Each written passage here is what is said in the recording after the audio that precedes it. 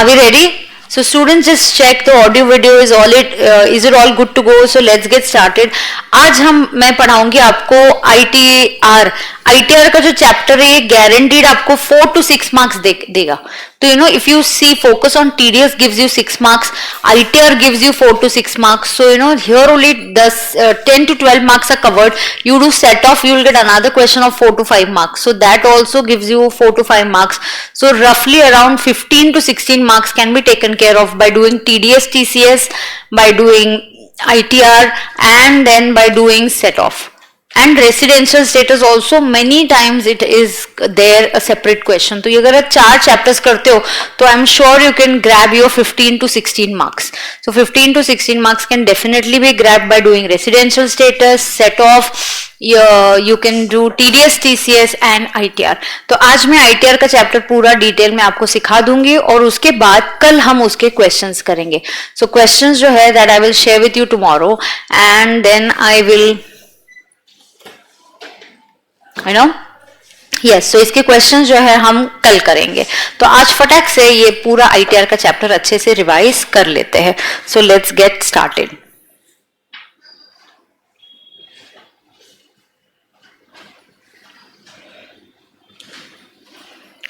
Are we all ready? Yes.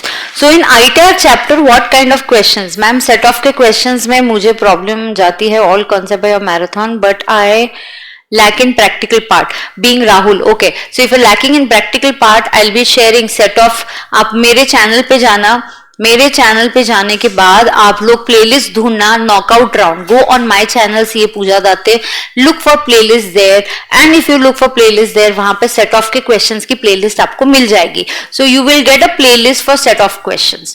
तो set of के questions आपको प्लेलिस्ट में मिल जाएंगे. बिल्कुल सेट ऑफ करना ही है आपको. You have to do set of questions and if possible मैं यहाँ पे वो रीस्टार्ट में वो रिकॉर्डेड लेक्चर प्ले कर सकती हूँ. तो फिर वो प्लेलिस्ट आपकी I am telling you set off, TDS, TCS, returns, residential status. These 4 chapters together can give you 15 marks. They can definitely give you 15 to 16 marks. All right. Ma'am अगर tax audit की limit and date पे doubt है, tax audit की limit और date पे doubt है Rahul, at the and I will definitely answer it. Okay, ask me at the end. Right now let us do only returns. ठीक है? Yes. So let's get going. So here we go. Now, what is happening in ITR chapter? ITR chapter में आपको question किस प्रकार से आने वाले हैं वो समझ के लेते हैं. ठीक है? Yes, very very good afternoon. Let's get started. अब ITR में पहले समझ के लेंगे. You will get questions on almost everything is very important and आपको questions आते हैं theory questions. So जो generally last question होता है उसमें 4 marks का theory question ITR के chapter से आता है. पहला आपको learn करना है कि PAN, where you have to quote a PAN. दूसरा when should I obtain a PAN? Then you should know Aadhaar and linking of PAN. फिर ऐसी ट्रांजैक्शंस जहां पे आपको आपका पैन कोट करना पड़ता है. फिर आपको पता होना चाहिए अपडेटेड रिटर्न कब फाइल कर सकते हैं, अपडेटेड रिटर्न के एडिशनल टैक्सेस क्या होते हैं. You should know ITR filing की ड्यू डेट्स क्या है.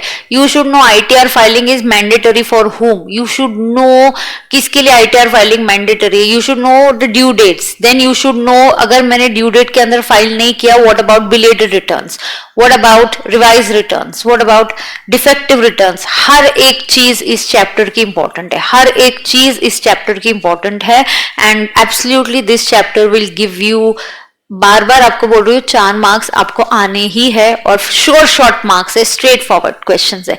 Even things like if I file a belated return what are the consequences, you can carry forward some losses. So you should know all of this. So let's understand. ये note जो है इस lecture के description में share कर दिए गए, plus it has been shared on my Telegram channel which is the name of CA Pooja Date. So please you can take the notes in front of you. Now, when is it mandatory to file the ITR? Let us understand. Now, mandatory कब है ITR भरना? अब ITR file करना mandatory कब है? Individual HUF, AOP and BOI के बारे में पहले समझते हैं कि इनके लिए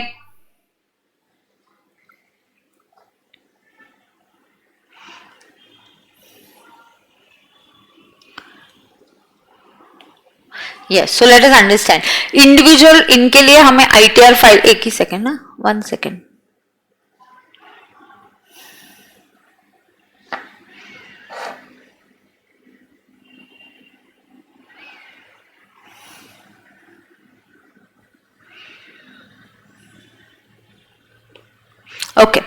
Now, individual HUF,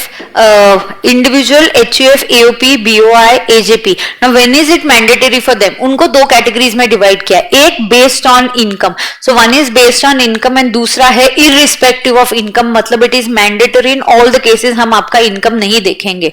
now when I look at your income, do you know which income do we consider? If your income exceeds BEL, your income should exceed what? BEL. Now, what is very interesting here is the BEL. What is the BEL? If my income exceeds BEL, it is mandatory for me to file the return. Now, who are these people? This is individual, HUF, AOP, BOI, AJP.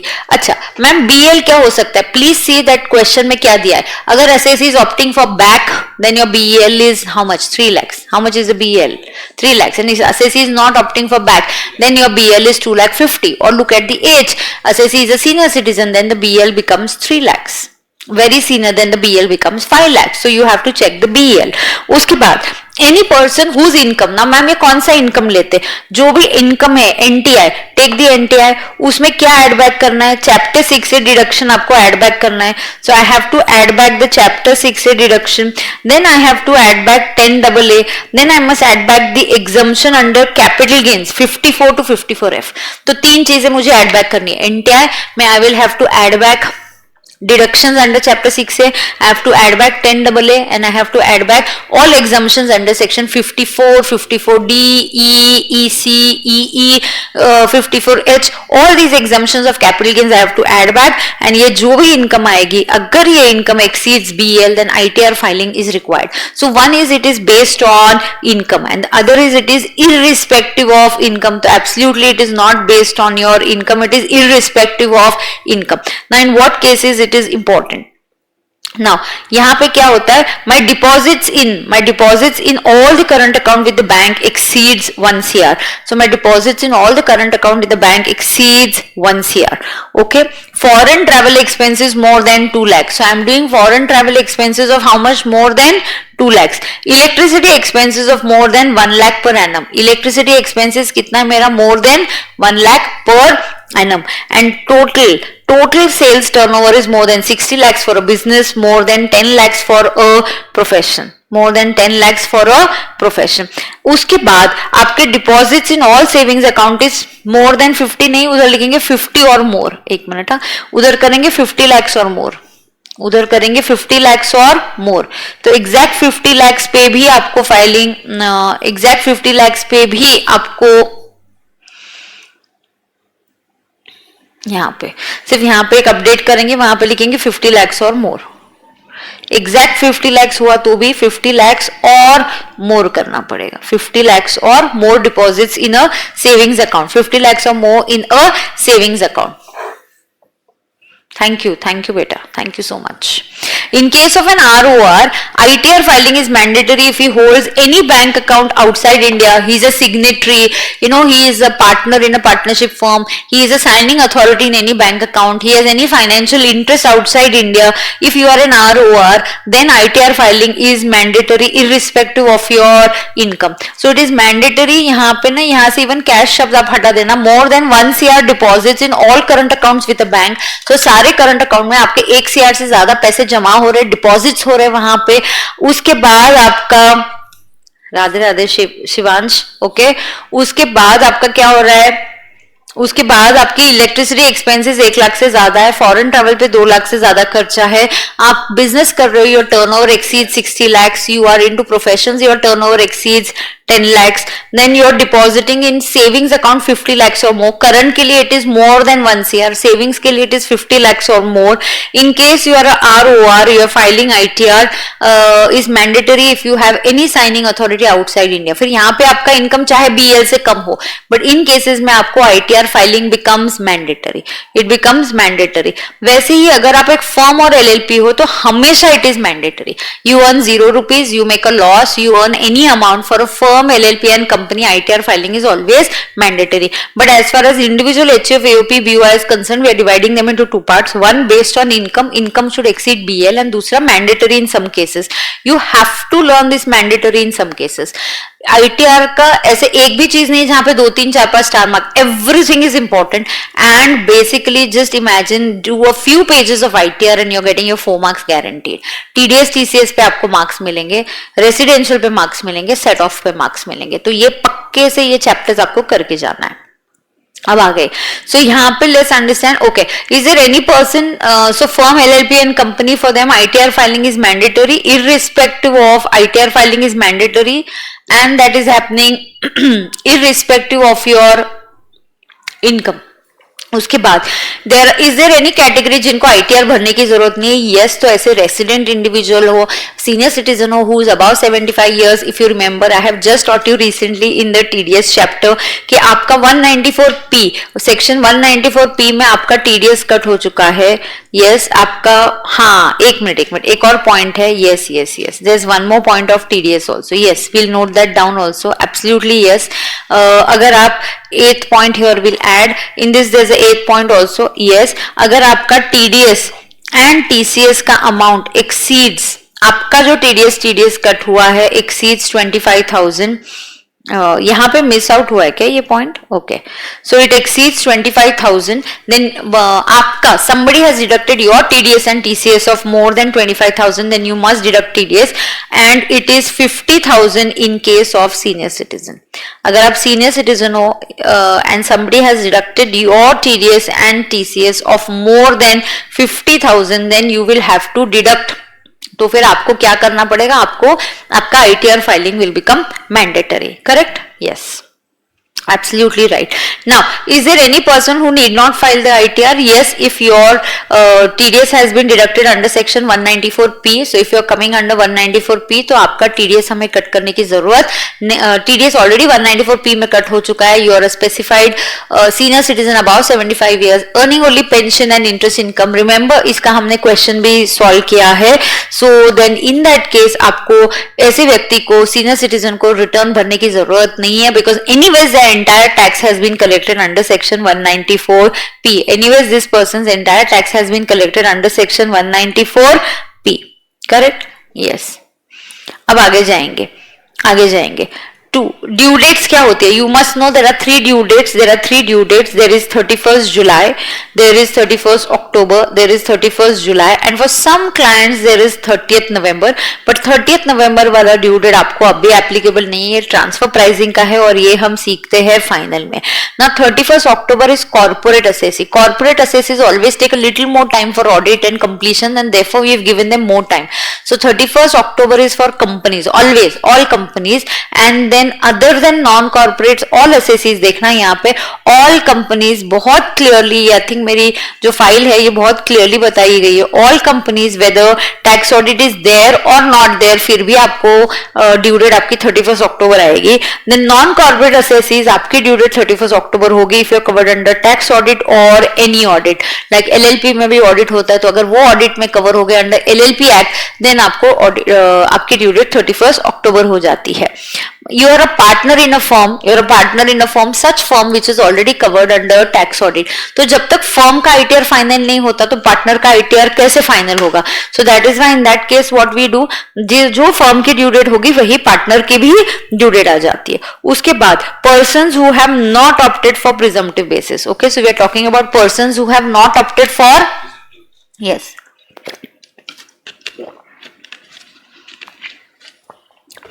So we are talking about persons who have not opted for presumptive basis. उनकी due date हमेशा 31st October इसलिए आती है because if you don't offer presumptive and you're covered under tax audit, then due date will become 31st October. Now 31st July सारे non corporate assessee who are not having tax audit, okay, और assessee who has opted for presumptive basis, the due date is 31st July, and all other assessees, बचे हुए जो सारे assessees है उनका, जैसे कि salaried person है तो उनका due date होता है 31st July. Now 30th November मैंने आपको बोल दिया this is assessee covered under transfer pricing and this is in final, right? अब आता है ये important सा section which talks about, this is an important section which talks about what? एक second ना, Yes. So first it talks about 139.1. Section 139.1 talks about what? When to file the ITR. So what are the due dates? ये मैंने already आपको बता दिया. पहले when to file मतलब when is it mandatory. तो पहली बात क्या है, ये mandatory कब है ये बता दिया. फिर दूसरी बात 139.1 शेयर करता है due dates. Due dates क्या है? 31 जुलाई और 31 अक्टूबर. अच्छा, जब भी 31 अक्टूबर की ड्यू डेट होती है, अंडरस्टैंड उस 31 अक्टूबर के साथ मुझे दो चीजें करनी होती है. एक ITR भरना है विच इज 31 अक्टूबर, फिर मुझे ऑडिट रिपोर्ट भी देना होता है which is 30th September. I have to also submit an audit report and that audit report is going to go 1 month before the ITR and that is 31st September. अब loss return की बारी आते हैं. What do I exactly mean a loss return? Loss return मतलब जहां पे कुछ losses है और मैं रिटर्न भरते हुए वो लॉस दिखा रही हूँ. अब लॉस रिटर्न की खास बात होती है, it should always be filed under due date, तभी रिटर्न्स के लॉसेस कैरी फॉरवर्ड हो सकते हैं, वरना आपको कैरी फॉरवर्ड का बेनिफिट नहीं मिलेगा. Everything that I am teaching you should be learned by heart. Everything that I'm teaching you here should be learned by heart if you want your 4 marks. And dear students, 4 marks out of 50 is almost like 10%. It is having a very good weightage. A very good weightage, right? Now file within, loss return hai, you must file within due date, only then certain losses can be carried forward. Now which are the losses that can be carried forward? Business losses को carry forward करने के लिए return due date में file करना चाहिए. business specified हो, non specified हो, speculation हो, non speculation हो. उसके बाद आपको कैपिटल गेन्स के अंडर अगर कोई लॉस आता है तो उसके लिए भी रिटर्न टाइम पे फाइल करना चाहिए. तो बिजनेस लॉस टाइम पे फाइल करना चाहिए, कैपिटल गेन्स का लॉस टाइम पे फाइल करना चाहिए, बराबर है कि नहीं? यस. उसके बाद आपको कौन से और लॉसेस होते हैं? Loss from the activity of owning and maintaining race horses. Activity of owning and maintaining race horses, इस लॉसेस के लिए भी रिटर्न टाइम पे फाइल करना जरूरी है, तभी ये लॉसेस कैरी फॉरवर्ड हो सकते हैं. बचे हुए लॉसेस है जैसे एचपी का लॉस है, अनअब्सॉर्ब डेप्रिसिएशन है. These losses can be carried forward even if the return is not filed within due date. Clear है? Yes. अब देते 139.4. It talks about belated return. माने ड्यू डेट हो गई है, you've crossed the due date. 31 जुलाई हो गया, 31 अक्टूबर हो गया. अब ड्यू डेट क्रॉस हो गई तो मुझे कब तक ये रिटर्न फाइल करना अलाउड हो सकता है? I can file these returns up to I can file these returns up to 31st December 25.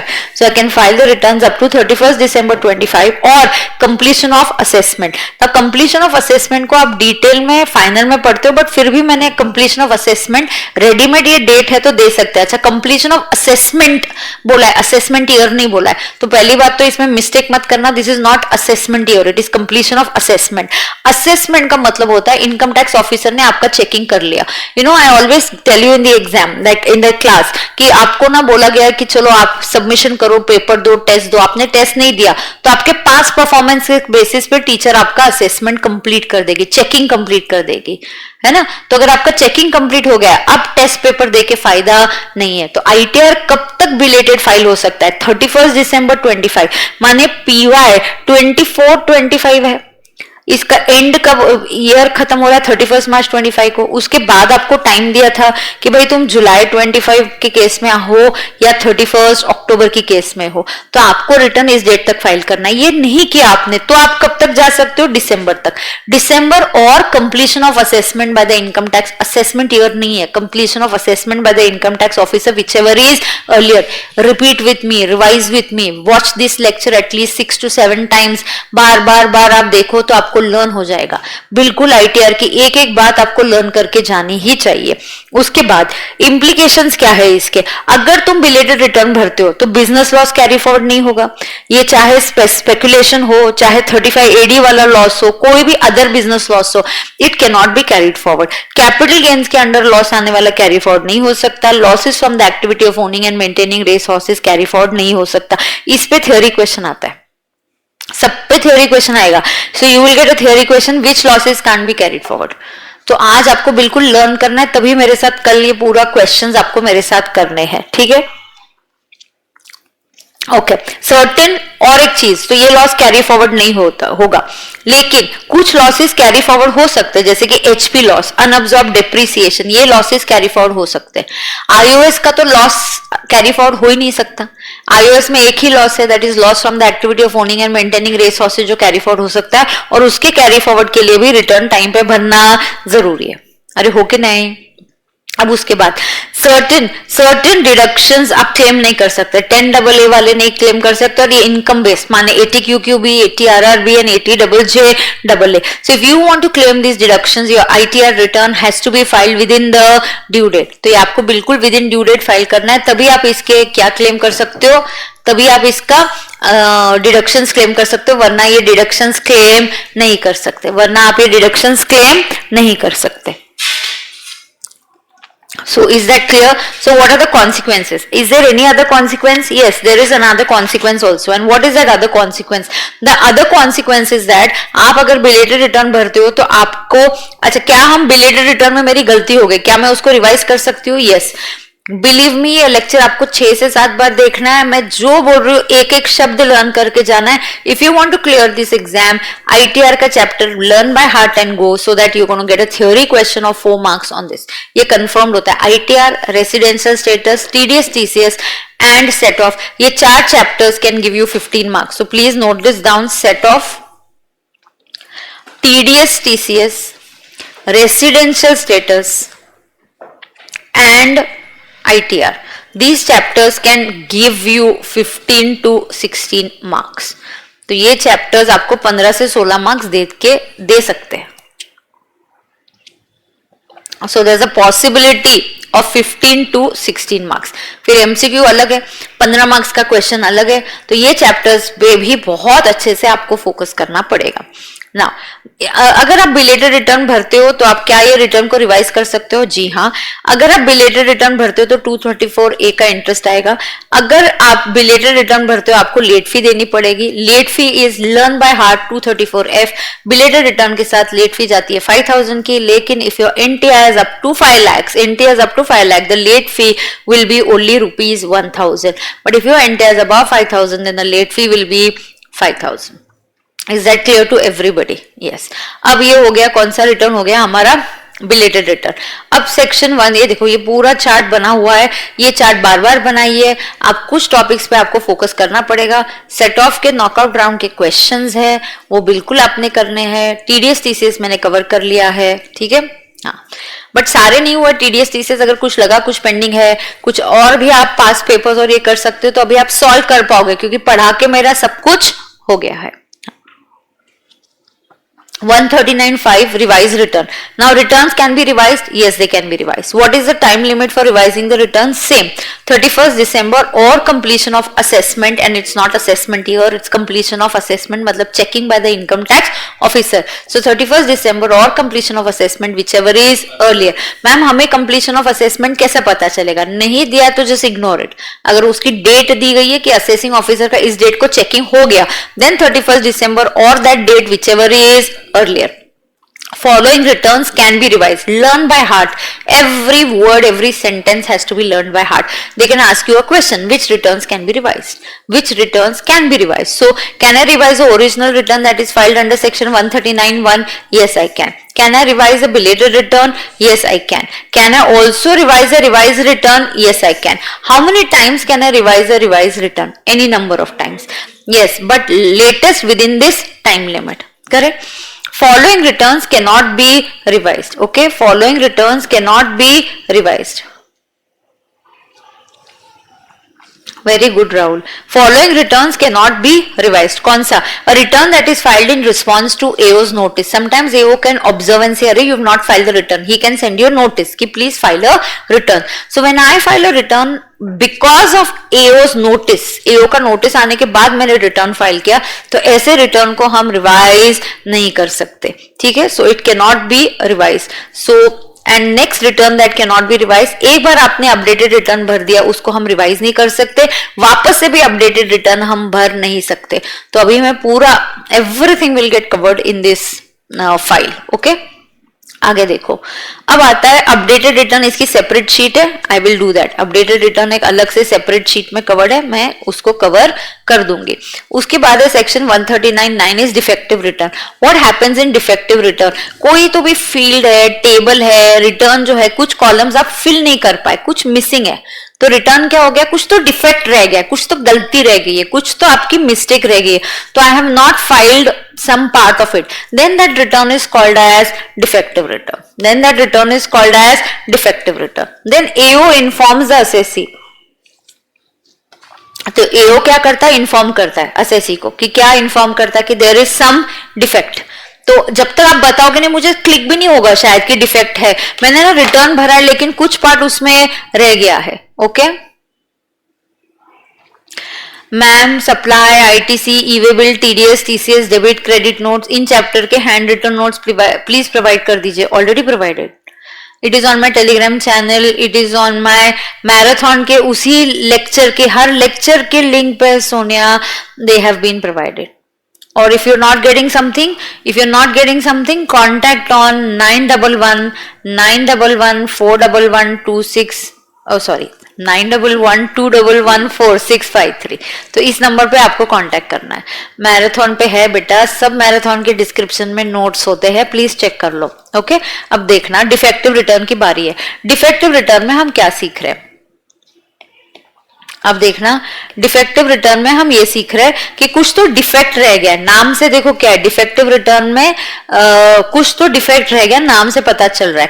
But ये आपको ध्यान में भी नहीं आता. आपने पूरा रिटर्न भर दिया, 70 पेजेस का, 30 पेजेस, अलग अलग रिटर्न्स होते. तो मैंने वो फॉर्म भर दिया, एक पेज मेरा ब्लैंक रह गया, तो मुझे तो पता भी नहीं चला कि ये ब्लैंक रह गया. Then AO will inform you कि you have missed to fill up this column, so he will inform you about the defect and compulsory this is fixed by the statute that he will tell you there are 15 days time में आप ये defect rectify कर दो. This is fixed by the statute 15 days.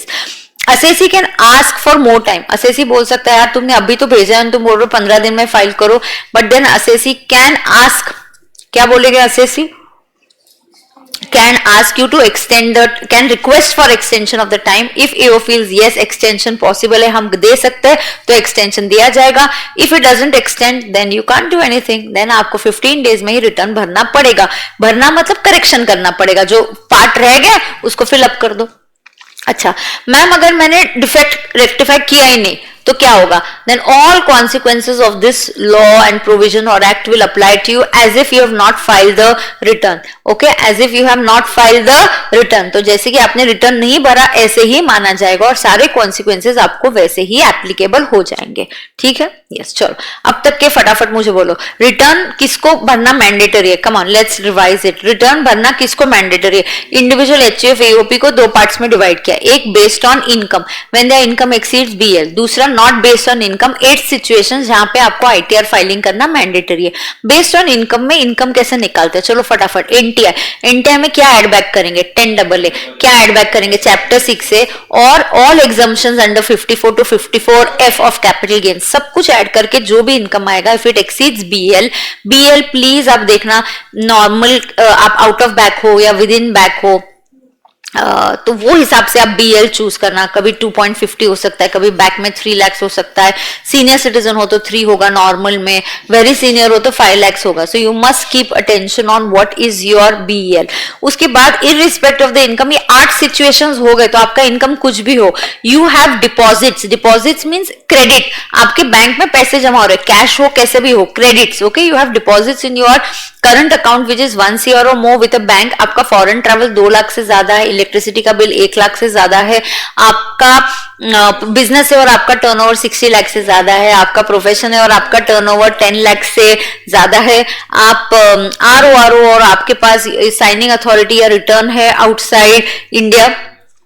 ये miss हो गया था तो मैंने नोट कर लिया. आपका टीडीएस टीसीएस एक्सीड कर रहा है, आपका किसी ने टीडीएस टीसीएस कट किया ऑफ 25,000 और मोर इन पर एनम, और in case of a senior citizen that is 50,000 in case of a senior citizen. Now if you talk about firm, LLP, company, इनको आईटीआर हमेशा filing is always mandatory. Correct, yes. तो यहाँ पे examples भी दिए, ये sheet आपके साथ शेयर कर दिया गया है. तो आपको सवाल आ सकता है ऐसा, क्वेश्चन देंगे, फिगर्स देंगे, क्या इनको आईटीआर फाइलिंग कंपलसरी है?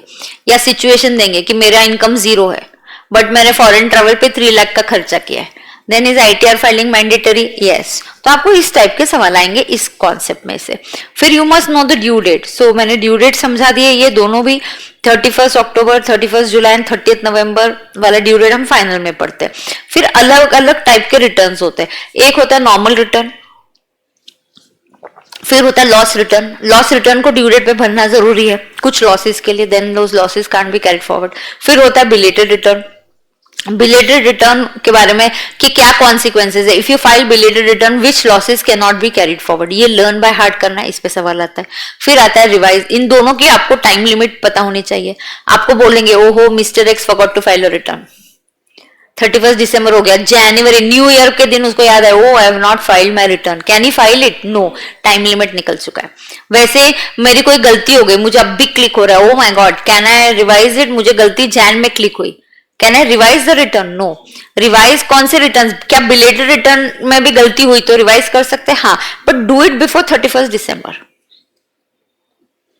So you should know which returns can be revised. What is the last date of revising the return? Then you should know कि defective return क्या होता है। Defective return में defect होता है, 15 दिनों में उसको rectify करना है। नहीं किया तो सारे provisions ऐसे apply करेंगे जैसे आपने return file किया ही नहीं है, as if you have not filed the return.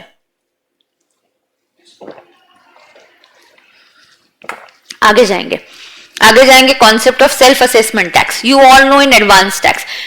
In the PY, आपका PY कौन सा है 24-25, 24-25 के PY में कौन सा PY है आपका 24-25, एंड 24-25 में आपने क्या किया है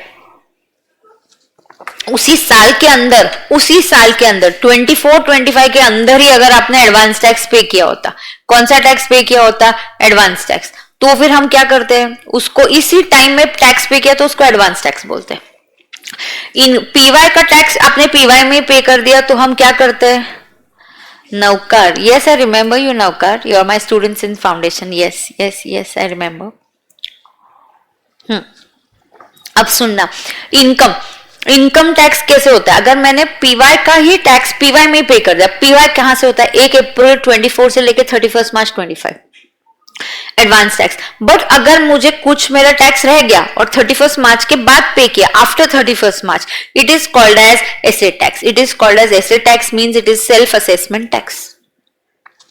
उसको क्या बोलते हैं अपन, asset tax. And asset tax क्या है, सेल्फ असेसमेंट टैक्स। ITR के साथ हम भरते हैं, बट क्योंकि आप लेट में भर रहे हो तो आपको 234 ABC का इंटरेस्ट आता है। अब एसेट टैक्स को एलोकेशन कैसे किया जाता है, ब्यूटीफुल एग्जाम्पल से मैंने समझाया। ये पूरे हैंड रिटन, सत्यम बोलते मैम हम भी है, अरे बहुत अच्छी बात है। यस आदिति, हेलो हेलो, सबको हाय हेलो बीच में नहीं बोल पाती हूँ, राधे राधे, एक ही बार सब लोग हाय हेलो बोल दो, लेक्चर के बीच फ्लो ये हो जाता है ना। तुम्हारा टाइम बहुत प्रेशियस है, देखो तुम्हारी अभी एग्जाम आ रही है तो इसलिए आई एम कंसर्न कि अरे आपका टाइम वेस्ट नहीं होना चाहिए, है कि नहीं। हाँ कोई बात नहीं है, you join late, no problem. और भी कोई बच्चे थे बीच में, अरुण ने बोला था राधे राधे, वैसे अरुण क्या है हर एक बच्चे को राधे राधे, गुड आफ्टरनून, ना लेट्स स्टडी, ओके। आगे जाते, अब देखना, let's say my tax liability is coming to 50, अब मैंने स्टार्ट कर दिया है, हाँ लैग होता है, तुम इधर मैसेज करोगे तो मैं नहीं पढ़ पाऊंगी अभी। अब सुनना, मेरी टैक्स लायबिलिटी 52 है, what is the breakup of that 52, you know my total is actually 63, what is the breakup of that 63, I have to pay tax 52, I have to pay interest 6000 and there is a late fee also, क्योंकि मैं return late भर रही तो मुझे क्या भरना है, belated return के साथ लेट फी आती है। Late fee comes under section 234F, कितना आता है 5000, and if the income is up to 5 lakhs then it is 1000, तो ये वो लेट फी है। बट मेरे जो क्लाइंट है उसके पास उतने पैसे नहीं है, क्लाइंट ने बोला मेरे पास तो 52,000 ही है, वो बहुत चालाक है, वो हाँ जितना टैक्स है ना पहले उतना ही पे करते, 52 है मेरे पास, ऐसे ओके पे नाउ ही सेज अच्छा किया मैंने, बहुत स्मार्ट काम किया मैंने, 52 पे कर दिया, टैक्स पे कर दिया, अब मुझे इंटरेस्ट नहीं लगेगा, तो मुझे इंटरेस्ट नहीं लगेगा, ऐसा नहीं है। He thinks that 52 he paid out of this 50, he paid this 52, it's not like that, ऐसा bifurcation नहीं होगा। 52 will be first adjusted, one number will be towards your late fee, Second, government will take it towards interest. Now they will say out of tax we have received only the balance 41,000. मतलब 52 में से अभी तक 41,000 ही tax आया है, बचे हुए पे इंटरेस्ट का मीटर चालू रहेगा, बचे हुए पे इंटरेस्ट का मीटर चालू रहेगा. तो एलोकेशन अगर आप पूरा का पूरा 63 पे करोगे तो हमको प्रॉब्लम नहीं है. प्रॉब्लम कब आ रहा है? Your liability with interest, late fee, everything is 63 but you don't have that much money, you are paying little. अच्छा, can I file income tax returns without paying taxes? Answer is yes. They won't be treated as defective returns. Updated return के साथ tax pay करना compulsory है, but income tax normal return के साथ without tax payment also can I file the return? Yes. In GST can I file the return without tax payment? No. अब ऐसे tax का allocation happens in the following sequence. 1 interest, late fee, 2 interest and 3rd is tax. बरोबर है का नहीं? अब आगे है साइनिंग, वेरिफिकेशन, आईटीआर, ये सब कॉन्सेप्ट है, ये रामबाण के पेज 240. बट आई थिंक मैंने यहाँ पे नोट्स में कुछ कुछ ऐड कर दिया है, तो एक ही फाइल पे एक ही जगह पे मैं करूंगी. मैंने वो वहां से कॉपी पेस्ट करके यहाँ पे ऐड किया है, कहीं थोड़ा उसको सिंप्लीफाई भी किया हुआ है. अब देखना, अब मैं बात करूंगी 139(8)A and what is 139(8)A updated return. MCQ वगैरह में आता है एडिशनल टैक्स कितना है, तो आईटीआर रिटर्न्स ये आपको बहुत अच्छे से करना ही है. कल मैं उसके क्वेश्चंस करूंगी. कल अपन क्या करेंगे? आईटीआर के क्वेश्चंस करेंगे. अब 139(8)A क्या बोलता है? It is 2 years from the end of the AY. It is 2 years from the end of the AY तक भरना है. तो अगर पीवाई 24-25 है, उसका एवाई क्या है? 25-26, उसका एंड क्या है? 31 March 26. उसके आगे 2 years तक you are allowed to file updated return. But government is very चालाक. They have opened up this updated return का concept only for their benefit. So they say कि अपडेटेड रिटर्न भरने से क्या हमारा कुछ फायदा हो रहा है तो ये अलाउ करेंगे, हमारा फायदा नहीं हो रहा है तो हम अलाउ नहीं करेंगे. ठीक है, तो ठीक है, अपन बात करते हैं एंड में. ओके, हाँ, अब सुनना, अपडेटेड रिटर्न में क्या हो रहा है? गवर्नमेंट का फायदा हुआ तो ये रिटर्न वो लेते हैं. जैसे कि ऑलरेडी रिटर्न भरा है, कोई बात नहीं, but you want to increase the income. आपको मिस्टेक, रिवाइज रिटर्न की डेट चली गई 30. अच्छा, मुझे ना, मैंने रिटर्न भर दिया, फिर मुझे रियलाइज हो रही गलती हो गई, एक इनकम रिकॉर्ड करना ही रह गया. First try for revise return, first try for revise return, but revise की भी डेट निकल गई. Now you can file for updated return. Updated return is 2 years. कब तक फाइल कर सकते हो? कितना टाइम है? 31 March 28 तक. मतलब 25 का रिटर्न 28 तक अपडेटेड में आप फाइल कर सकते हो, 28 तक. अब यहाँ पे अपडेटेड रिटर्न गवर्नमेंट बोलते हैं अपना फायदा हो रहा है तो ये रिटर्न लेंगे, नहीं तो रिटर्न नहीं लेंगे ना. तुमने ऑलरेडी रिटर्न फाइल किया है, फिर अपडेटेड क्यों भरना है? हमारा क्या फायदा है? तो हम बोलते हैं यार हाँ, मैं एडिशनल इनकम दिखा रहा हूँ. हाँ, फिर आ जाओ. करेक्ट, ये मैंने रिटर्न ही फाइल नहीं किया, अब फाइल करना है, इनकम है, आ जाओ. मैंने रिटर्न फाइल नहीं किया है, मेरा लॉस हो गया, अब अपडेटेड रिटर्न में भरना है. लॉस रिटर्न तो आप फाइल ही नहीं कर सकते अपडेटेड रिटर्न के फॉर्म में. 139(8)A doesn't allow you. If your return is a loss return, you can't file in updated return. Updated return की वजह से आप रिफंड क्लेम नहीं कर सकते. सो अंडरस्टैंड, अपडेटेड रिटर्न दोनों केस में हो सकता है. ऑफकोर्स ऑलरेडी रिटर्न भरा हुआ है लेकिन एडिशनल इनकम अब रिकॉर्ड करना है तो भरो. Already return is not filed, still you want to file an updated return, income है, रह गया है तो अब रिकॉर्ड करो. यस, अपडेटेड रिटर्न के साथ टैक्स पे करना कंपलसरी है. जितना टैक्स इंटरेस्ट आएगा उतना ही नहीं, प्लस उसके साथ अपडेटेड रिटर्न में गवर्नमेंट आपसे एडिशनल टैक्स भी लेगी. अब इसके ऊपर भी कभी एमसीक्यू क्वेश्चंस आते हैं एडिशनल टैक्स के कैलकुलेशन के ऊपर. Now what is this? Government is very चालाक. पीवाई 24-25 का रिटर्न भरने के लिए डेट क्या है? 31 March 28 तक. But if you file it up to 31 March 27, थोड़ा जल्दी कर दिया तो गवर्नमेंट बोलती है we will take additional tax of 25%. लेकिन अगर आपने ये थोड़ा लेट कर दिया, यहां तक फाइल किया, कौन सी डेट तक? 31 March 27 तक, तो हम 25% एडिशनल टैक्स लेंगे. बट अगर आप उसको फाइल करते हो 31 March 28 तक, तो मैं एडिशनल टैक्स कितना लूंगी? 50%, है ना. तो हम एडिशनल टैक्स कितना लेंगे? 50%. तो गवर्नमेंट आपसे एडिशनल टैक्स लेगी. खांसी हो गई है. गवर्नमेंट आपसे क्या लेगी? एडिशनल टैक्स लेगी। अपडेटेड रिटर्न अपने फायदे के लिए, और उस पे भी क्या लेगी? एडिशनल टैक्स लेने वाली है गवर्नमेंट। गवर्नमेंट बोलेगी भाई एडिशनल टैक्स तो देना पड़ेगा, तुमको एडिशनल टैक्स तो देना पड़ेगा। अरे हो कि नहीं? अब देखो, अब गवर्नमेंट ने क्या किया? 31 मार्च 27, बरोबर है, फिर आया 31 मार्च 28, तो 31 मार्च 27 तक क्या करना पड़ेगा? देखो, जो भी टैक्स है, टैक्स जो भी क्या है, टैक्स सरचार्ज होगा तो टैक्स सेस ऐड करो, tax liability, interest, late fees, सब कुछ मिला के अगर ये 6 लाख आ रहा है तो यू विल हैव टू पे 6 लाख प्लस उसका 25% एडिशनल टैक्स भी देना पड़ेगा। एंड अगर तुम और भी लेट फाइल कर रहे हो, अप टू 31 मार्च कब तक फाइल कर रहे हो? 28 तक। कब तक फाइल कर रहे हो तुम? 31 मार्च 28 तक। तो गवर्नमेंट बोलेगी अब तो तुमको 50%, 6 लाख तो देना पड़ेगा, प्लस 3 लाख देना पड़ेगा। तो इस केस में तुमको पता है 6 lakh plus 3 lakh, you will have to give 9 lakh. इस केस में आपको 6 लाख तो देना ही है, प्लस आपको एडिशन, एक सेकेंड बंद हो गया क्या? हाँ, स्क्रीन। आपको 6 लाख तो देना ही है, प्लस आपको एडिशनल कितना देना पड़ेगा? 1,50,000। तो here I will have to pay 7,50,000 and here I will have to pay 9 lakhs। So tell me, कब तक अपडेटेड रिटर्न जा सकता है? 2 years from the end of AY means 3 years from the PY।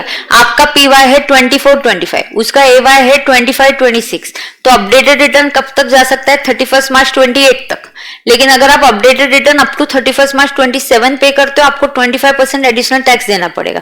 लेकिन अगर आप अपडेटेड रिटर्न 31 मार्च 27 के बाद भरते हो, हाँ, सेस भी 4% ऐड होगा ना, दिया ना बेटा, दिया है ना, सब कुछ ऐड होगा, सब कुछ ऐड होगा। इधर टोटल आएगा, लेट फी भी ऐड होगी, इधर अगर आपकी लेट फी आ गई वो भी ऐड होगा, सब कुछ ऐड होगा।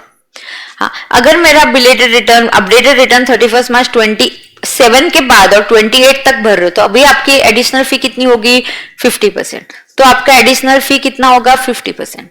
Are you understanding that? Yes. Now updated return 139.80. Now here this is what is saying. Now understand, belated return की डेट क्या है? 31 December. Revised return की डेट क्या है? Yes, this I am giving you just an this I am just giving you what? An idea.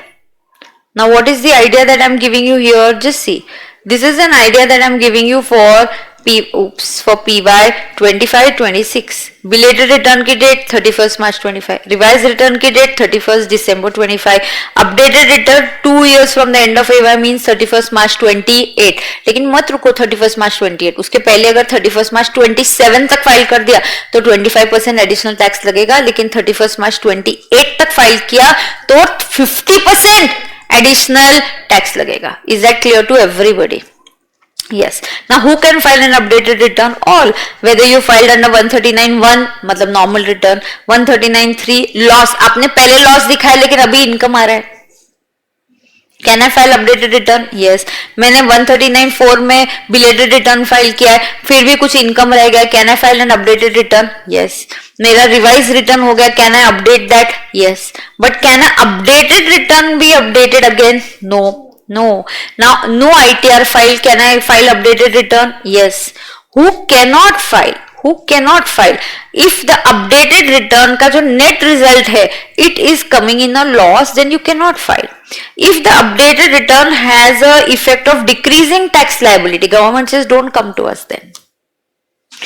If the updated return results in refund or there is an increase in refund, don't file. Already file किया है, refund था, सही है, अब मत आओ हमारे पास, refund बढ़ रहा है, मत आओ, हम कहाँ जाए, किधर नहीं जा सकते, then do it on time, revise the return within time, correct है।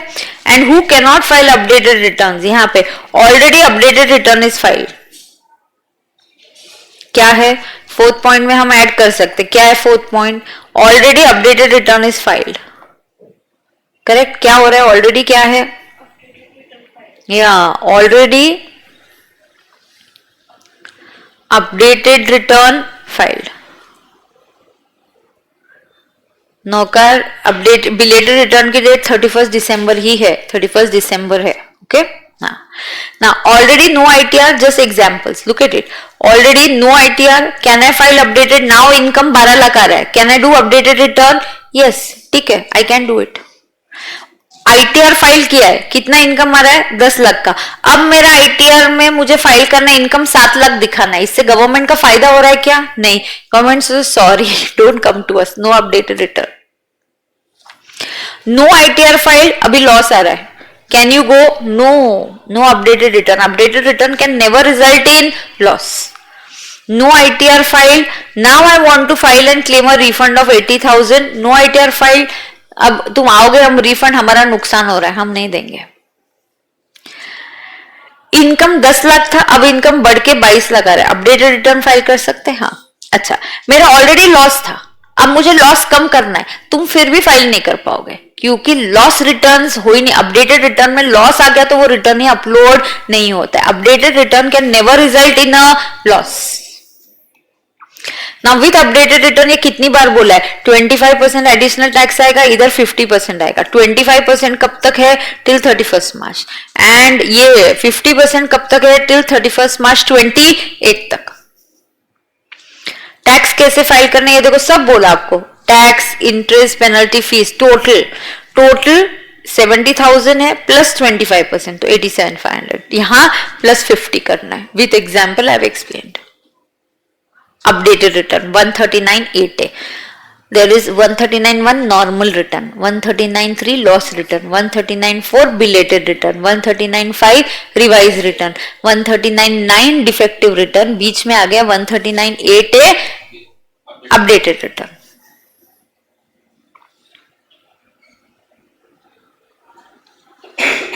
अब पैन 139A, पैन क्या है? 139.8 sorry 139 and then quoting of PAN, yes।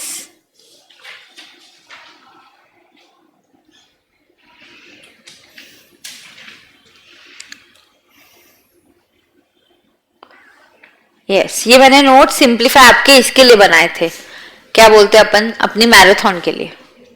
Okay तो यहाँ पे हम देख के लेते हैं, persons who are required to learn, you have to learn this. Should I learn this? Of course you have to learn this. Who everything that you are doing in ITR you have to learn, you have to watch my lecture 3 to 4 times of ITR, you have to watch it, you have to learn it। Now किसको pan चाहिए? तुम बोलो जिसका income exceeds BL, shouldn't he take PAN? Yes ma'am, his income exceeds BL, he should apply for PAN। क्यों? Because pan होगा, roll number होगा तो ये एग्जाम हॉल में जा सकोगे, रोल नंबर लिखना पड़ेगा पेपर पे, ITR पे पैन नंबर लिखना पड़ता है तो ITR भरना पड़ेगा। और मैम ITR नहीं भरना पड़ रहा है, फिर भी इनकम अगर BL क्रॉस कर रहा है तब भी आपको पैन लेना पड़ेगा ही। एवरी पर्सन जो बिजनेस कर रहा है, क्या कर रहे हैं तुम? Business, and your turnover is likely to exceed 5 lakhs, please get a PAN. If you are a individual and जिसकी कोई भी आप अदर देन इंडिविजुअल है और आप फाइनेंशियल ट्रांजैक्शन एंटर कर रहे हो, company, firm, you are entering a financial transaction and you want your transactions are exceeding 2,50,000, then should you obtain for a PAN? Yes, you must। You are a MD director of any office bearer of this number, you know, office bearer of a person referred to in the third point, referred to in third point। Okay, person intends to do the following transaction। आप क्या plan कर रहे हो? आप सोच रहे हो कि मुझे कैश डालना है, कैश डिपॉजिट करना है 20 लाख से ज्यादा, आपको कैश विड्रॉ करना है 20 लाख से ज्यादा, 20 लाख से ज्यादा कैश डालना है, आपके पास पैन होना चाहिए। आपके पूरे साल भर में 20 लाख से ज्यादा इन अ फाइनेंशियल ईयर आप कैश डिपॉजिट कर रहे हो, 20 लाख से ज्यादा कैश निकाल रहे हो, आपके पास पैन ऑब्टेन करना है। You must immediately apply for a PAN. So now you guys are students, you don't have a PAN, but if you want to do any of these transactions as a student, you now decide let me do some business, कुछ तो आपने side by side start कर दिया, आपका turnover of the business is exceeding 5 lakhs, you think अभी 4 लाख आ गया, बस अभी 1 लाख का टर्नओवर और एक्सीड हो ही जाएगा, मतलब 5 लाख क्रॉस करने वाले हो, immediately apply for a pan. You are planning to open a current account, cash a credit account with a bank, you are planning to open a current account, please apply for PAN immediately। You must apply for PAN immediately। समझ में आ रहा है क्या? Yes। उसके बाद क्या है? ना कोटिंग कहाँ करना है, ये कोटिंग तो बैंक मतलब ये तो बहुत ही इंपॉर्टेंट है. Again you have to learn, इस पे क्वेश्चंस आते हैं, you have to learn this by heart. आपको ट्रांजैक्शंस दिए जाएंगे. Should a person quote a PAN? I go to bank. Now see, PAN is to be quoted कहाँ कहाँ? All the returns. PAN आपको कहाँ कोट करना है? सारे रिटर्न्स में कोट करना है. फिर आप सेल और परचेज ऑफ इमूवेबल प्रॉपर्टी कर रहे हो 10 लाख से ज्यादा, तो आपको ट्रांजैक्शन आएगा. Mister X purchase a property of 8 lakh. Should he give his PAN? No. But mister X purchase a property where the stamp duty value is 20 lakhs. Amount sale consideration और SDV, कोई भी अमाउंट, सेल कंसिडरेशन या क्या हो सकता है, और SDV 10 lakh से ज्यादा है, पैन लेना पड़ेगा. तो आपको पूछा जाएगा इस PAN quoting required. Why ma'am, आप बैंक को पैन दोगे या आप ये रजिस्ट्रार ऑफिस में जाओगे ना, यहां से पैन के बेसिस पे आपकी इंफॉर्मेशन डिपार्टमेंट को जाती है. डिपार्टमेंट चेक करती है क्या ये बंदा रिटर्न भर रहा है या नहीं भर रहा है. So it's very important for you to file this. ये पैन कब कोड करना है आपको लर्न. मैम हर एक की लिमिट्स अलग है, लर्न करना पड़ेगा. इजी है इतना. देखो यहाँ ना गलती करने का स्कोप बहुत कम है. आप learn, cost benefit analysis chapter का बहुत अच्छा है. आप लर्न करोगे, इसमें बेनिफिट पक्का मिलेगा. ओके आगे देखो, sale and purchase of motor vehicle. Motor vehicle म्हणजे 4 व्हीलर. तो आपको पूछेगा mister X purchase 2 wheeler, Enfield bike ले लिया 2 व्हीलर, क्या इसको पैन कोड करना पड़ेगा? नहीं. बट आप जिस बंदे से कार खरीद रहे हो वहां पे आपको कार खरीदने पे पैन के डिटेल्स देने पड़ेंगे, कितनी भी वैल्यू की कार हो. Time deposit in bank. Time deposit म्हणजे एफडी. आप एफडी करो, यहाँ लिमिट है. देखो कुछ ट्रांजैक्शंस को लिमिट नहीं है, जैसे यू आर बाइंग और selling 4 wheeler, there is no limit. Immovable के लिए there is a limit 10 lakh, तो आपको विथ लिमिट याद रखना पड़ेगा. देन यू आर एफडी, आप एफडी कर रहे हो कितने का? 50,000 से ज्यादा, तो क्या आपके पास पैन होना चाहिए? यस. फिर purchase and sale of securities है एक्सीडिंग कितना? 1 लाख से ज्यादा. 1 लाख से ज्यादा आप शेयर सिक्योरिटीज खरीद रहे हो, आपने आपका पैन कोड करना ही पड़ता है. जो लोग आपसे सिक्योरिटीज खरीद रहे हैं, बॉन्ड्स खरीद रहे हैं, आपको कंडीशन डालेंगे 1 लाख के ऊपर है तो कंपल्सरी केवाईसी चाहिए, आपका पैन चाहिए.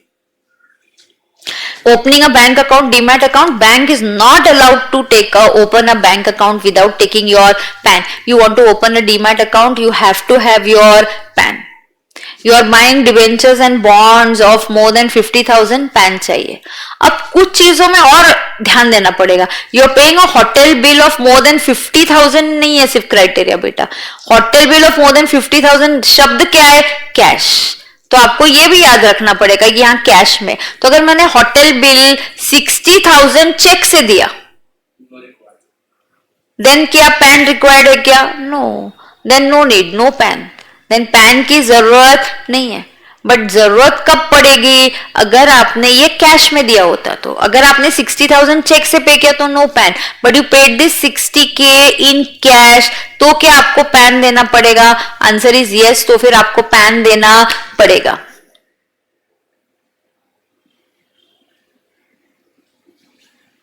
Is it clear? सेल और परचेज पे फिलहाल तो नहीं है, रिक्शा पे नहीं है अभी तो पैन. बराबर है? अरे ओके. यस. बैंक में 50,000 के ऊपर एक दिन में डिपॉजिट किया. कितना डिपॉजिट किया? 50,000 से ज्यादा एक दिन में डिपॉजिट किया. क्या आपको पैन लगेगा? कोड बैंक मांगेगी तुम्हारे अकाउंट में एट अ टाइम जाके 60,000 भर रहे हो तो will you have to give your PAN? Yes, you will have to give your PAN. You are paying for foreign travel, but this is currency at one time exceeding 50,000. again cash है. तो cash कहां पे आ गया? Cash यहां पे आ गया point number 8 में, cash का होटल बिल. फिर कैश कहां पे आ गया? फॉरेन करेंसी में भी कैश आ गया. उसके बाद पेमेंट ऑफ 50,000 और मोर फॉर म्यूचुअल फंड. तो आप देखो ना, प्रॉपर्टी खरीदना है पैन देना पड़ेगा, गाड़ी खरीदना है पैन देना पड़ेगा, अकाउंट ओपन करना है, डीमैट अकाउंट ओपन करना है, पैन देना पड़ेगा. इमूवेबल प्रॉपर्टी 10 लाख के ऊपर देना पड़ेगा. बॉन्ड्स और डिबेंचर्स खरीद रहे हो 50,000 के ऊपर, सिक्योरिटीज खरीद रहे हो तो 1 लाख के ऊपर है.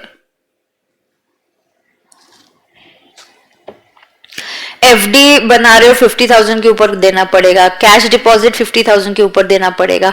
एक एट अ टाइम आप अगर बैंक में एफडी कर रहे हो 50,000 के ऊपर एट अ टाइम तो करना पड़ेगा. यस करना पड़ेगा. पेमेंट टू आरबीआई, बॉन्ड्स खरीद रहे हो आरबीआई के 50,000 के ऊपर, तो क्या आपको ये देना पड़ेगा? यस, आपको क्या करना पड़ेगा? पैन देना पड़ेगा। Life insurance more than 50,000 in year, ये भी आपको सब लर्न करना पड़ेगा। ट्रांजैक्शन आएगा, mister X paid premium of LIC premium 40,000, no PAN क्योंकि 50,000 के अंदर है। But Y paid premium of 65,000, so is it more than 50,000? yes, तो यहाँ पे पैन कोड करना पड़ेगा। तो ये लर्न करना पड़ेगा मैम। यस, लर्न, जैसे हम स्कूल में बैठ के लर्न करते थे प्रोविजंस, वैसे कुछ चीजें आपको क्या करनी पड़ेगी? लर्न करनी पड़ेगी। We don't have a choice, you have to learn few things. Purchase of bank drafts और pay order 50,000 in a day. Any other transaction prescribed by board is CBDT. Okay, now they have prescribed some transaction. We are studying FD with a bank or cooperative bank or post office or NIDI or NBFC.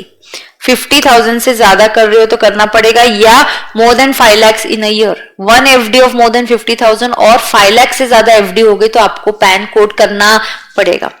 Cell और purchase of unlisted shares 1 lakh से ज्यादा पर transaction. Unlisted shares, तो unlisted private company के भी shares आप खरीदते हो मोर देन 1 लाख, आपको पैन कोड करना पड़ेगा।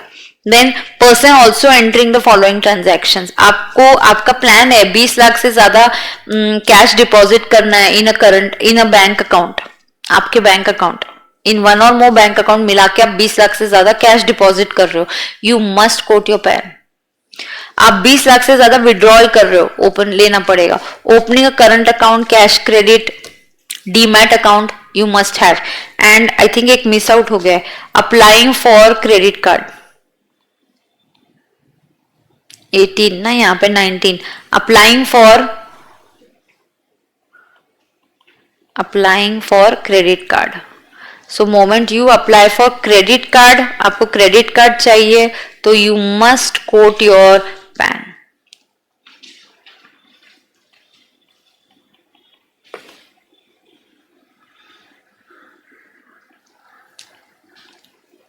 तो आपको क्या करना पड़ेगा? पैन कोड करना पड़ेगा। अरे हो कि नहीं?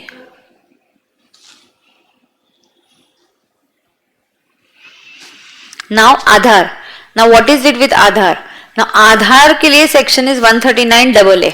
नाउ 1 जुलाई 2017 से आधार कोड करना कहाँ मैंडेटरी हो गया। आपको आधार और पैन का लिंकिंग करना पड़ेगा, आपको आधार इनकम टैक्स पोर्टल पे बताना पड़ेगा, आपको आधार, अगर ऑलरेडी, सुन के लेना, every person already having a PAN, like take my example, if I already had an Aadhaar, I had a PAN already. Did I have a PAN already? Yes, I am having PAN since 2002. Since I became a chartered accountant. मेरे पास pan है, तभी आधार था क्या? नहीं। अब मैं क्या करूंगी? When I will apply for आधार, अब गवर्नमेंट ने बोला एक काम करो, तुम्हारे इनकम टैक्स पोर्टल पे जाके हमको आधार नंबर दे दो, पैन को आधार से लिंक करो ना। If I take an example of a student के केस में आपके पास आधार होगा बट नो पैन, तो आपको क्या करना पड़ेगा? When ever you apply for pan, आप फॉर्म भरोगे ना पैन के लिए, तो वहां पे आपको क्या मेंशन करना पड़ेगा? आधार। तो जब भी आप पैन का एप्लीकेशन करो, आपको क्या मेंशन करना पड़ेगा? आधार। और मुझे क्या करना पड़ेगा? लिंकिंग करना पड़ेगा कंपलसरी, पैन और तुम्हारा लिंक हो जाएगा, क्योंकि जब तुम पैन के लिए अप्लाई करोगे तुम आधार देकर ही अप्लाई करोगे। यस। नाउ किसके लिए पैन एंड आधार? ये linking is mandatory, this was mandatory up to 31 March 22, और नहीं किया तो 1 साल के ऊपर हम रुके, 1 जुलाई 23 ऑनवर्ड्स आपको पनिशमेंट मिलना चालू हो जाएगा। मैंने आपके लिए बोली कि होमवर्क सबमिट करो, कब तक करो? 31 मार्च 22 तक होमवर्क सबमिट करो। तुमने 31 मार्च 22 तक होमवर्क सबमिट नहीं किया, I waited till 31 March 23, then I waited till 1 July 23।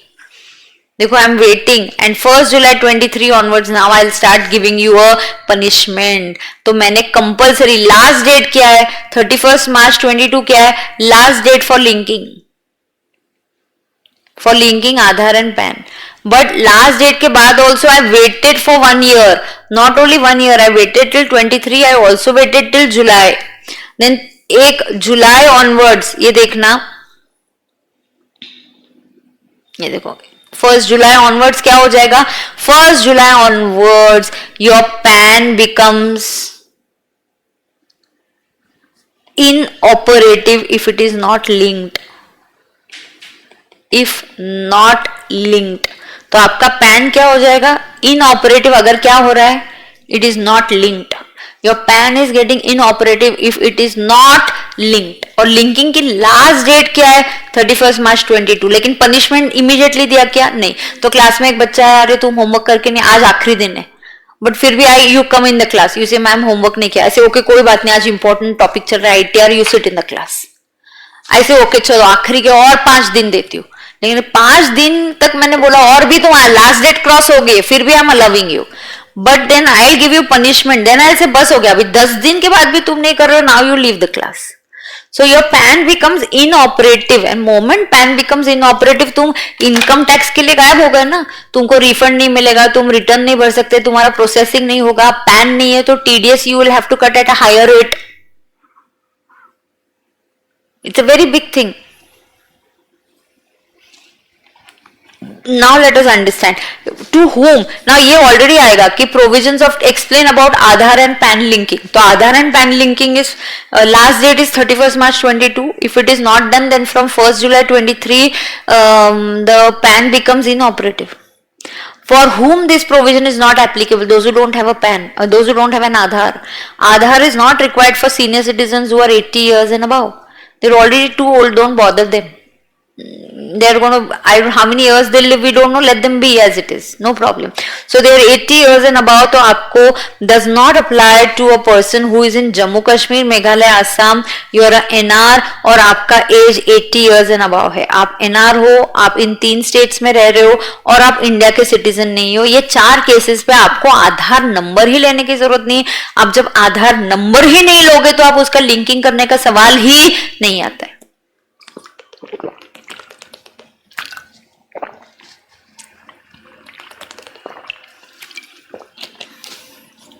बराबर है कि नहीं? तो आपको आधार नंबर ही नहीं है तो आपको उसको लिंकिंग करने का सवाल ही नहीं आता है.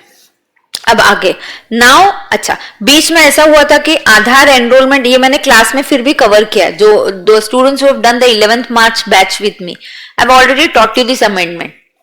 ये अमेंडमेंट क्या है?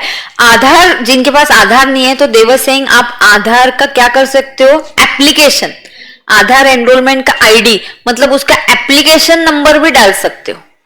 आपको रिटर्न भरना है, पैन आपको पैन और आधार का लिंकिंग करना है. मतलब क्या करना है? इनकम टैक्स पोर्टल पे जाना है, आपका पैन आएगा, पैन के बाजू में बोलेंगे आधार, बोलो क्या है, तो आपको आधार नंबर देना है. Earlier they were allowing Aadhaar number के बदले आधार का application number which was called as Aadhaar enrolment ID. अब लोग क्या करने लगे हैं?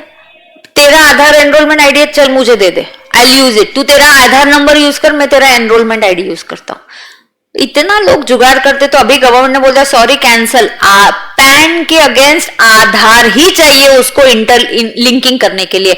आधार एनरोलमेंट आईडी नहीं चलेगा, एप्लीकेशन नंबर नहीं चलेगा. Now Aadhaar enrolment ID is not allowed. This is an amendment which I have already covered in the 11th March batch. As per section 139AA, Aadhaar is to be compulsory quoted, mandatorily you have to quote your Aadhaar. Now you had an option of quoting Aadhaar application ID, but now this has been discontinued with effect from 1st October 24. Now बेटा 1st October 24 से हमने क्या discontinue कर लिया है? So now assessee cannot quote his Aadhaar ID number. Pan के against आधारित चाहिए, आधार एनरोलमेंट नंबर नहीं चलेगा, आधार एप्लीकेशन नंबर नहीं चलेगा. All live streaming students are going to give me thumbs up. Yes, ma'am, we are understanding, we are learning. Ma'am, we are going to watch this lecture 2 times, 3 times so that we finish learning ITR. Watch करने के बाद, lecture बंद करने के बाद book लो, आप आपका लिखने लगो प्रोविजंस रफ में. 20 मिनट से ऊपर नहीं लगेगा, फटाफट फटाफट नोटिंग कर लो। अपडेटेड के बारे में, आधार के बारे में, लास्ट डेट क्या है, इनऑपरेटिव कब होगा, कौन से लॉसेस कैरी फॉरवर्ड नहीं हो सकते, कौन से रिटर्न रिवाइज हो सकते, किसके लिए रिटर्न फाइलिंग मैंडेटरी है, वो 8 सिचुएशंस। चलो चलो, everybody give me a thumbs up. Yes ma'am, yes ma'am, we are attentive. So यहाँ पे हो गया कि आपको आधार एनरोलमेंट आईडी नहीं देना है। अब if you fail to link, मैंने बोल दिया already, last date to link, देखो कितनी सिंप्लीफाइड लैंग्वेज करके दे दी है मैंने आपको। Last date to link is up to 31 March 2022। ये नोट्स एक्चुअली मैंने मैराथन के टाइम बनाए थे। डू यू नो, मैराथन में मैंने बहुत सिंपल आपको एक फाइल शेयर की है जहां पे मैंने बहुत अच्छे से आपके पूरा कवर कर दिया, इजी लैंग्वेज में दिया है। Those who haven't, please go and watch my marathon lecture which is on my channel, plus वहां पे नोट्स दिए, उसी के साथ ये ITR के सिंप्लीफाइड नोट्स बनाए थे मैंने। अब last date to link is up to 31 March 22, but PAN will become operative. Punishment तुमको थोड़ा देर से मिलेगा, तो आपको पनिशमेंट कब से मिलेगी? From 1 July 23। अब पैन और ये लिंक नहीं है तो आपको 234H, F नहीं,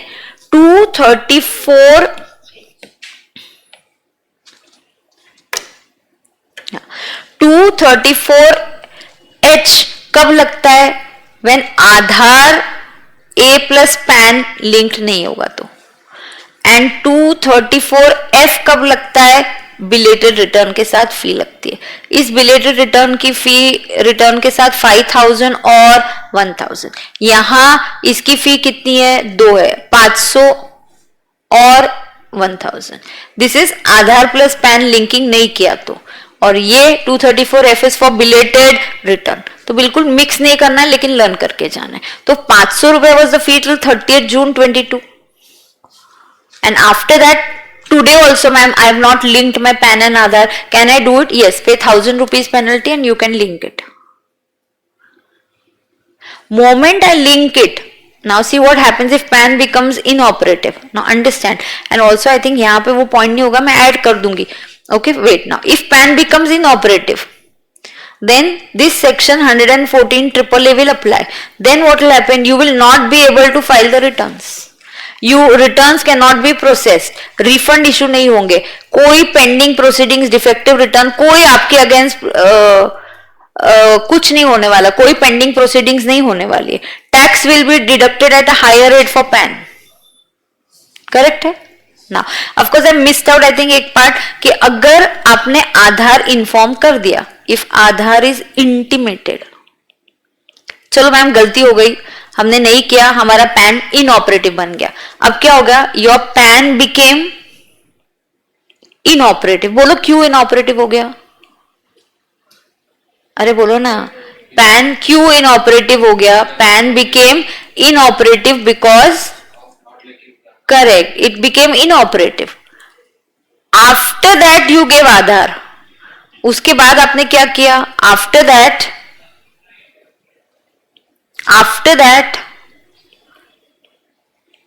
Aadhaar is given, Aadhaar number is quoted. So after that आपने क्या किया? बोलो मुझे, Aadhaar number is quoted. तो क्या होता है? आई थिंक ये मैंने क्लास में, रेगुलर क्लास के नोट्स में करवाया है कि ये देखना, करवाया क्या बोला है मैंने? विदिन 30 days क्या होगा? यस, बोल मुझे। Yes, within 30 days PAN will become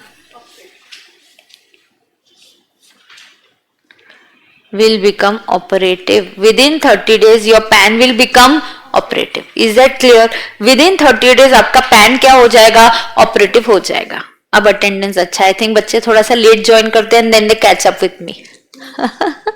PAN will become operative. तो ये यहाँ पे मिस हो गया था, वो ऐड कर दिया। करेक्ट है? आगे जाएंगे। अब ये भी पसंद है, रिटर्न। अच्छा, आधार एंड लिंकिंग किसके लिए मैंडेटरी है? कब आधार नहीं लिंकिंग करना है? When you are NR, you are not a citizen, you are about 80 and 3 state JNK, देखो क्या है यहाँ पे, वो देखो JK मेघालय नासम। फिर आधार को लिंकिंग नहीं किया तो क्या होगा? ये भी लर्न करना है, इसके ऊपर भी सवाल आ सकते हैं। अभी एनरोलमेंट आईडी लगता है क्या? नहीं लगता है, ये भी लर्न करके जाना है। हर चीज आपको लर्न करनी है इस पेज की, इस चैप्टर की। करेक्ट? अब आगे जाएंगे, सिग्नेटरी कौन है, learn it by heart. Individual है तो कौन रिटर्न साइन करेगा भाई, दैट इंडिविजुअल हिमसेल्फ। अगर इंडिविजुअल क्या है, इनकैपेसिटेटेड है तो उसका गार्डियन करेगा। एचयूएफ के लिए कौन करेगा, कर्ता। और देखो आप आईसीए ने कितनी बार ये सवाल पूछा है कि अगर कर्ता इनकैपेसिटेटेड है, कर्ता इंडिया में नहीं है, तो एनी अडल्ट मेंबर, अडल्ट के आगे हमने लिखा है कैन बी मेल और फीमेल, कोई भी अडल्ट मेंबर, ऐसा नहीं है कि कर्ता नहीं है तो मेल मेंबर ही चाहिए, कोई फीमेल भी साइन कर सकती है। Some female can also sign the return, there is no problem. Yes, partnership form के लिए, पार्टनरशिप फॉर्म के लिए क्या होगा मैम, पहले तो मैनेजिंग पार्टनर, अगर मैनेजिंग पार्टनर नहीं है तो any partner, but of course any partner, but don't go to minor. Minor तो is not capable of entering into a contract, minor is not capable of entering into a contract. अरे हो कि नहीं। अब देखो कंपनी, कंपनी के लिए return कौन भर सकता है, एमडी। एमडी साइन कर सकता है, साइनिंग, वेरिफिकेशन मतलब कौन साइन कर रहा है, एमडी नहीं है तो एनी डायरेक्टर। अच्छा, कंपनी बंद पड़ रही है लिक्विडेशन में, तो जो लिक्विडेटर अपॉइंट किया है वो। Companies management is taken over by company, तो तुमने एक प्रिंसिपल ऑफिसर अपॉइंट किया रहेगा। कंपनी का मैनेजमेंट कोई गवर्नमेंट ने टेक ओवर किया, तो जो प्रिंसिपल ऑफिसर अपॉइंट किया वो करेगा। Companies NR in India, then a person who has power of attorney. अच्छा, इवन ये पूछते कभी कभी इंडिविजुअल इंडिया के बाहर है, समटाइम्स दे आस्क यू यहाँ इंडिविजुअल किधर है, individual is outside India, so individual किधर है, outside India. So if individual is outside India then who can file the return. अगर इंडिविजुअल आउटसाइड इंडिया है, हिमसेल्फ यूजिंग डिजिटल सिग्नेचर, क्या use करेगा, digital signature, और you can give a power of attorney. आप क्या दे सकते हो, किसी को अथॉरिटी दे सकते हो, पावर ऑफ अटर्नी दे सकते हो। अरे हो कि नहीं। हाँ, अब लोकल अथॉरिटी के लिए कौन करेगा, लोकल अथॉरिटी के लिए प्रिंसिपल ऑफिसर, पॉलिटिकल पार्टी के लिए सीईओ करेगा, एओपी के लिए एनी मेंबर,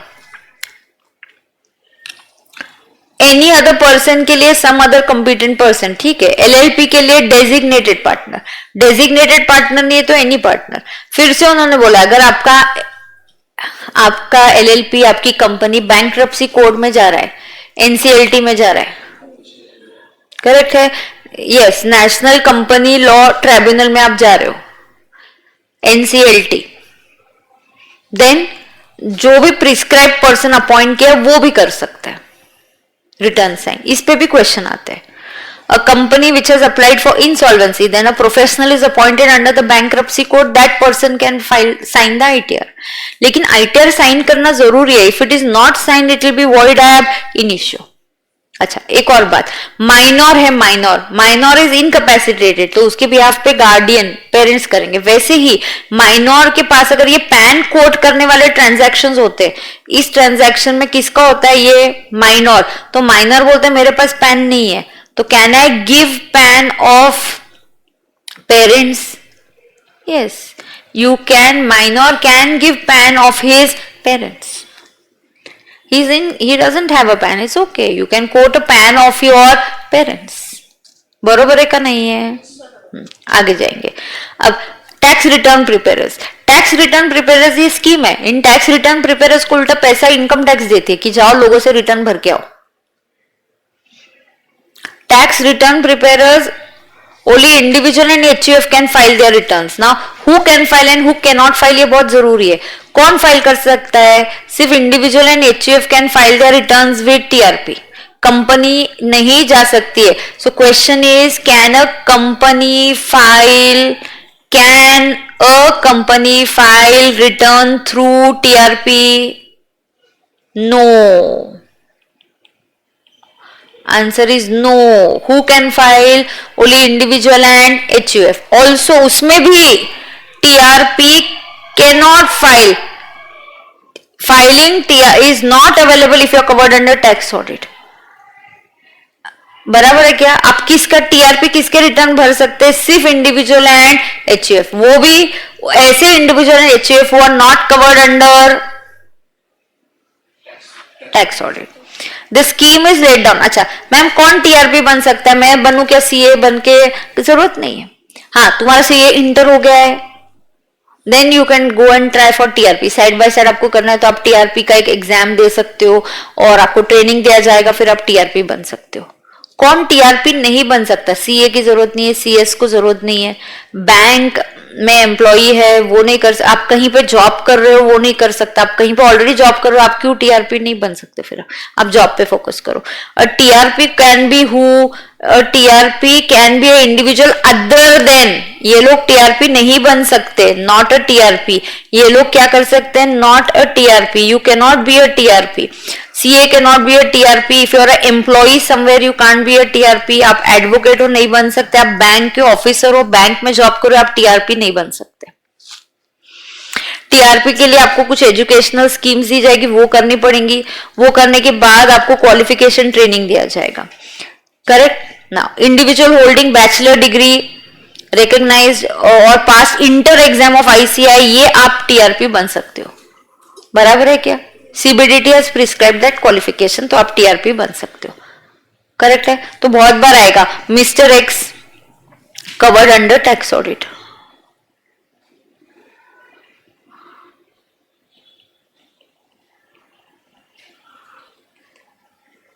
सीएमए बन सकता है क्या? टीआरपी नहीं। सीएमए को बनने की जरूरत नहीं है, सीए सीएमए इधर कवर हो गया ना, इधर ही आ गया ना। सीए सीएमए सीएस, उनको टीआरपी नहीं, उनका सिर्फ सीए कंप्लीट नहीं हुआ तो वो टीआरपी के एग्जाम के लिए जा सकते हैं। X covered under tax audit, mister X covered under tax audit, can he file ITR through TRP? Answer is no. Answer is no.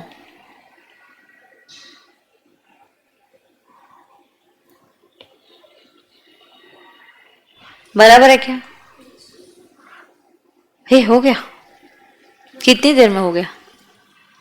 कुछ बचा है क्या? देखो अपने रेगुलर क्लास के नोट्स में से anything is pending, let me no.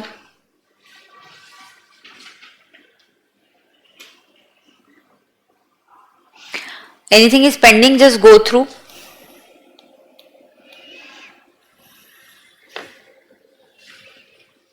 बोलो, anything is pending? Of non filing ITR कहाँ दिया है? कहाँ है?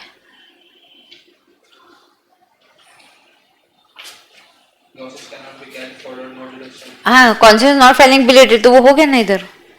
Losses can not B carried forward, you can not claim those deductions under, ये है ना बिलेटेड। ये क्या है? then you cannot certain deductions under 10AA, 80QQB, 80RRB, 80JJAA cannot be, yeah, it cannot be carried forward. और देखो क्या है, ऐसे देख देख कोई बात नहीं है। Others live streaming, live students here, you all check. क्या? Particulars to be furnished with return, not so important. You can go through it if you want. So there is one concept कि क्या क्या returns, क्या क्या data देना चाहिए, balance sheet देना चाहिए, ये सब देना चाहिए, वो सब देना चाहिए, ऐसा सब दिया हुआ है, वो इतना important नहीं है। Yes, anything else बोलो that is left out. So in less than 1 hour, like 15 minutes, we have completed the chapter of ITR. अब मेरा पढ़ा के हो गया, तुमने passive learning किया. What have you done? Passive learning. Now go home and do active learning. Active learning means sit and learn ITR का chapter. What does that mean? Sit and learn ITR का chapter. What is that called as? Active learning. तो आज बिल्कुल learning करेंगे. कुछ बचा है क्या मुझे बताओ. मैं आज ही आपके साथ क्वेश्चंस की फाइल शेयर करूंगी ITR का. तो ये मार्क PDF भी चाहिए, ठीक है, मैं ट्राई. सोनिया कितना डेटा चाहिए तुझे, कितना फाइल्स चाहिए? सब फाइल तुम्हारे पास दिया हुआ है. एक हाथ दो पॉइंट छूट गया था उधर ही मार्क करने का, है ना. फिर भी चाहिए तो मैं शेयर करूंगी. कितना कंटेंट जमा करोगे, है ना, दे दूंगी. तो अभी हम कल मिलेंगे. कल अटेंडेंस ऐसा ही रखना. ऑडिट की लिमिट क्या है, ठीक है, क्वेरी आंसर करती हूँ. बट यहाँ पे what have I finish teaching with the chapter of ITR. Just for query solving I will just do his query solving. And his query is, ma'am, what is the limit of 140A? But 140A is self-assessment tax. 140A is self-assessment tax. That I have covered. Rutuja, 140A is self-assessment tax. वो मैंने बोल दिया. Any tax paid after 31st March is self-assessment tax. Self-assessment tax का allocation सिखा दिया. सिखाया कि नहीं सिखाया? Yes ना. So I have taught you that. Yes. Now tax audit का लिमिट क्या है?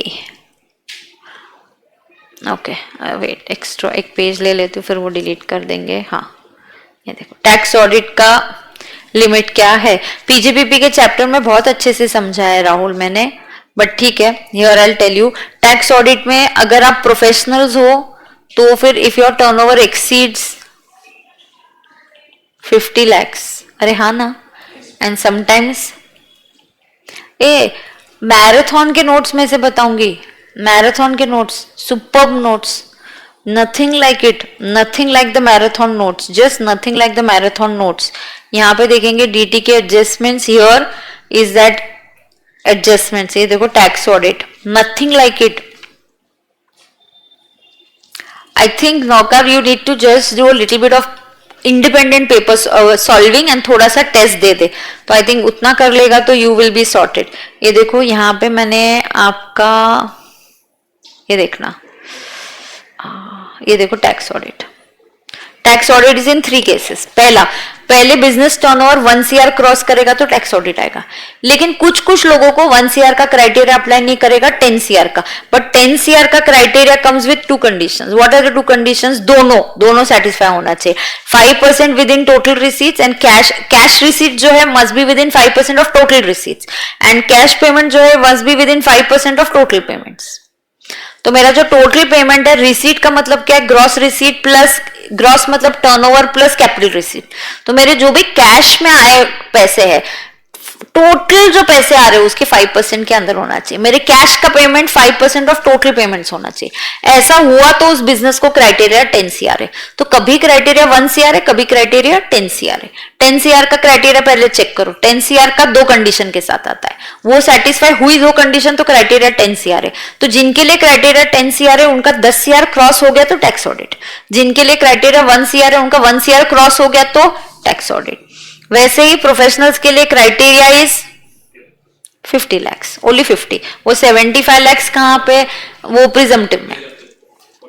यहाँ पे सिर्फ 50 है, यहाँ पे तो कंफ्यूजन ही नहीं है. Yes, and if you don't opt for presumptive basis then irrespective of turnover आपको टैक्स ऑडिट आ गया, तो हो गया, इतना ही है.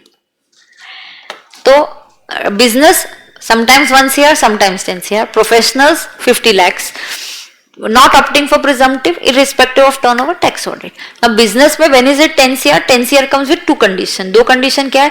Cash receipt should be within 5% of total. Total म्हणजे क्या है? टर्नओवर भी देखेंगे, कैपिटल रिसीट भी देखेंगे, किसी से लोन लिया वो भी देखेंगे. वैसे ही 5 पेमेंट्स, कैश के payment should be within 5% of total. अब टोटल क्या हो गया? टोटल क्या होगा? सिर्फ पेमेंट्स बिजनेस वाले नहीं देखेंगे, लोन रिपेमेंट, EMI पेमेंट सब देखेंगे, टोटल पेमेंट्स. ठीक है, इस पे ज्यादा आपको लोड नहीं आएगा. एक ही बार MCQ आया था किसी RTP में, वो मैंने सॉल्व किया रहेगा, बस उतना ही है वहां पे. बराबर है. यस, तो I think I am done. ITR हो गया. कल इसी टाइम पे मिलेंगे. 11:45 शार्प स्टार्ट करने की कोशिश करेंगे, 5-1 मिनट पहले ही स्टार्ट कर देंगे. सो प्लीज स्ट्रीम देखना, क्योंकि ITR के क्वेश्चंस को ज्यादा टाइम नहीं लगेगा, ऐसे फटाफट खत्म कर देंगे. क्योंकि ITR के सब क्वेश्चंस ऐसे होंगे, मैं बोलूंगी थ्योरी है, ये थ्योरी है, ये थ्योरी है, देखो सब ऐसा ही आएगा, आप देखना कल.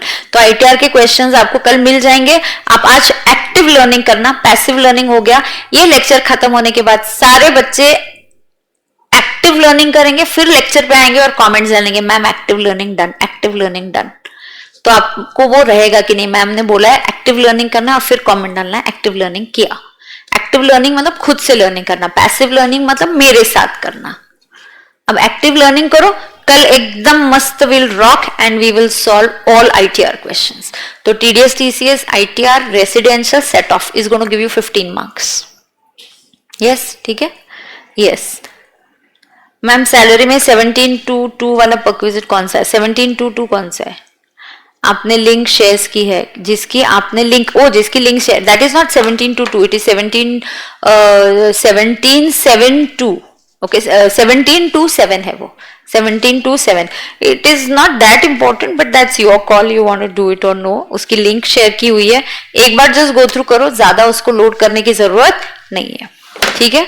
So I think I'm done. Glad with the attendance. Thank you so much. I will see you tomorrow. तो कल मिलेंगे. आज जल्दी हो गया, फास्ट हो गया ना? 1 hour 15 minutes में ही हो गया, क्या बात है, वेरी गुड। चलो live streaming, any other queries you have?